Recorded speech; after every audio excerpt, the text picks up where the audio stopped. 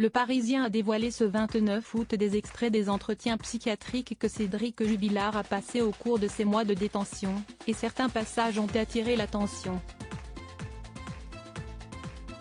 Le mari de Delphine Jubilard, qui a notamment parlé d'une enquête truquée par la police, a aussi été surpris par sa mise en détention. Mais si l'artisan plaquiste a été surpris, ce n'est pas, au premier abord, parce qu'il était innocent. Comme nos confrères du Parisien l'expliquent, de façon plus ambiguë, Cédric Jubilard reconnaît qu'il ne s'attendait pas à être placé en détention parce que s'y est arrivé 6 mois après la disparition de Delphine.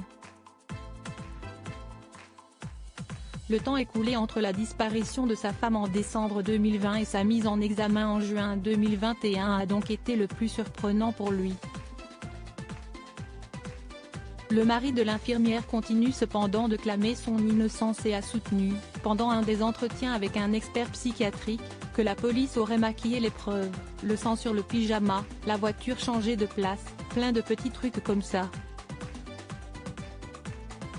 Pour rappel, si Cédric Jubilard a été mis en examen c'est à cause d'un ensemble d'indices suffisants pour que le procureur de la République de Toulouse le considère comme le principal suspect du meurtre de Delphine Jubilard.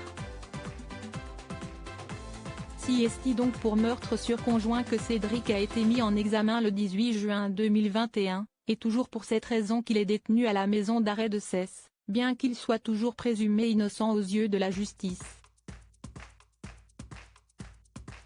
Jusqu'à quand Cédric Jubilard va-t-il rester en détention? Après plusieurs demandes de remise en liberté, Cédric Jubilard reste, jusqu'à nouvel ordre, derrière les barreaux. Pendant ce temps, les recherches pour retrouver Delphine Jubilard, ce qui sera sans doute désormais son corps sans vie comme l'ont expliqué les enquêteurs il y a un moment, se poursuivent.